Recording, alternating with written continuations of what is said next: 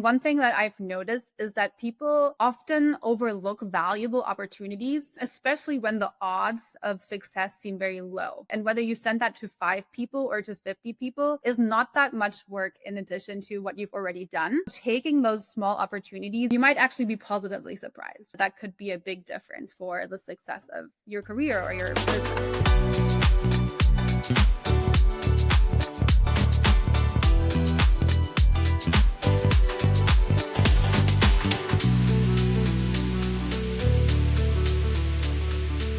This is a two-part episode. If you want to check out the first part, listen to the previous episode of Time Billionaires. Today's guest is Emily Prinsloo, assistant professor of marketing at Rice University, with a PhD from Harvard Business School and a master's from the University of Cambridge. In general, you've studied how people make decisions, especially in product and business settings. And I'm wondering if there's some overarching takeaways that you want people to understand in general about making more effective decisions.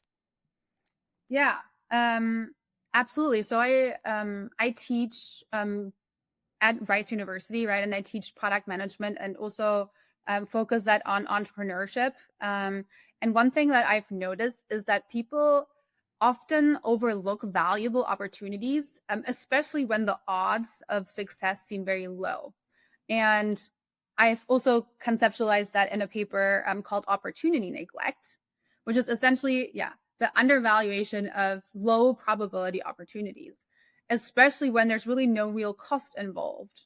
So to give an example, like in academia, sometimes what I've heard is that people won't apply to conferences, even if they've already written an abstract, because they think they might not get in.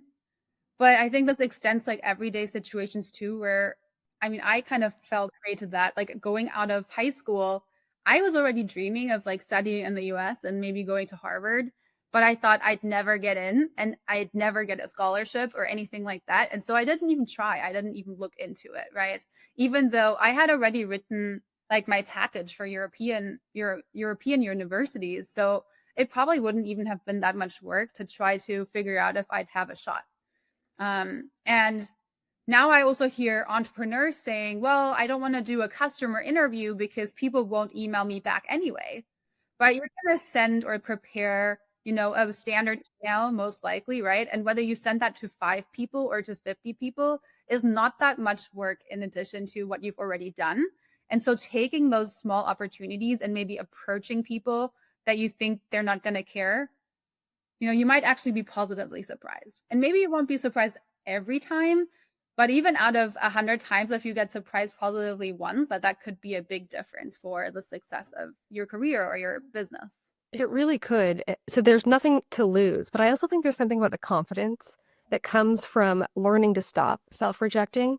We're almost assuming a decision on the other person's behalf, which can erode, I think, our confidence and sense of agency over time. And I thought of you in this research in a totally different context with a friend of mine a couple of months ago. We were at a store. We went out of town together. We were at a store and she saw these cool novelty, really pretty birthday candles that spelled out happy birthday. And she said, oh, look how pretty these are. They're probably ridiculously expensive. And she just put them back. First of all, ridiculously expensive in the grand scheme of something that made her happy would have been maybe $15. She guessed that they were $15. So I thought, that's fine. If this makes her happy, I'll go buy her $15 candles. It doesn't matter. But when I got up to check out, they were $5.43. So she had self-rejected from something she wanted that was actually just $15 in her mind before she even knew if she would have been willing to pay what they cost. And I think that over time, this just keeps us out of the game of opportunities that we could want because we've decided they're not accessible. Of course, you can't seize every single opportunity, but if you're kind of at a decision point and you notice yourself saying like, I won't succeed anyway, then like kind of hold and stop and say, okay, like what's the probability? But even if the probability is low, it's still higher than 0. And then what's the cost to actually finding out or checking? And if the cost is relatively low, then maybe seizing that opportunity is still worth it. Yeah, I think you're right. And there's something to this getting comfortable with rejection, that it doesn't mean you're a failure. Applying to something with a low chance but no downside, you won't be harmed by being rejected. But I think so many of us are more afraid Mm. of finding out that the answer is no, than not finding out the answer at all. And so these micro rejection muscles of getting stronger and more comfortable with them builds a lot of confidence. Yeah. Yeah, and actually not taking an opportunity is actually equivalent to a rejection, right? Because you have, and even if you get rejected, you're still at nothing. So nothing minus nothing is zero. So you're not really worse off than you were before. And there's a chance of being better off in the end too, right?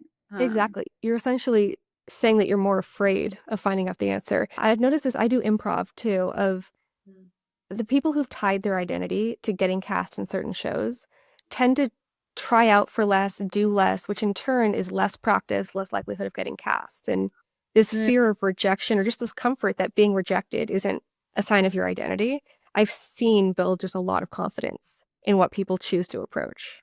yeah. I mean this applies to dating too, by the way. Like I have a friend like who he's just somebody who he goes to a bar and he's like, I'm gonna approach everyone and somebody's gonna hopefully stick, right? And I mean it works. Like he ends up going home with somebody like most times and like better than nothing, right? And like he feels totally fine off to the next. Now I'm not like, I'm not saying that you should have this type of lifestyle, but I think having that set of like, okay, like you try it and then you move on to the next thing, that's super successful. The other thing that it reminds me too is that I don't remember who studied this, but there's research that shows that the most successful academics are actually those people who just generally publish the most. And so the people who have like, and when I mean successful, I mean like top journal articles. So publishing in like the most impressive journals. So it's not that like people are going to get like a top journal article every single time. It's just that they produce so much that out of that, something is going to end up being successful. And so we don't really know which path that we take is going to lead to something fruitful or which thing is going to be kind of the thing that defines us in the future. And so I think saying yes more often to things, especially if they're relatively costless, can be a success because in the end something of that is going to stick as a interesting opportunity down the line. So true. It really will. Yeah, and even that comfort, I'm thinking of there was a job that I almost didn't apply for because the salary range I thought was too high. It was almost Oh, 100% more than I had ever made. And so I just assumed they'd never hire me. I've never made that much money, but I figured, why not? I'll just toss my resume into the mix. And I ended up making it to the final four of that job, which was a cool opportunity to learn and have that experience, but really importantly taught me I was absolutely qualified for it. Self-rejecting, I had nothing to lose by applying it, but I had just gotten in my own way about what I deserved. and I think so this applies to like actually applying for a company, but I think it also applies to like salary negotiations as well, right? I've had a friend of mine, she was recently recruiting for new jobs and she kind of said, I don't know if like I'm gonna, come across as weird if I ask for more money. Like there's kind of a standard. And I said, well, look, you've just won this award. So she just had won this award. Just give it a go and kind of put in like the hat, like why you should get more. And yeah, of course she didn't get like the 20K that she asked for more, but I think it ended up being 5K more than she had thought. And that based on the fact that she was like, yeah, it's not gonna work at all. Right. And the same thing with promotions too. Like sometimes we think getting promoted really quickly is not going to happen because that's not the standard. But if you actually have the performance to show for, then what is there to lose if you go into the room with your supervisor and you kind of at least see what would be required to get promoted so that maybe you can go faster than you thought, right? Don't, stop yourself, but actually have other people stop you as opposed to you stopping yourself. Absolutely. Yeah, there's only upside to doing that. It's great. So, if you could recommend one thing to our audience about using their day to day time more effectively, what would that be? Um, I think it's putting away your phone or distractions and really focusing on connecting with others and also connecting with yourself and seeing the opportunities presented before you. Yeah, possibly just by giving your Uber driver a compliment, right? Yeah, exactly.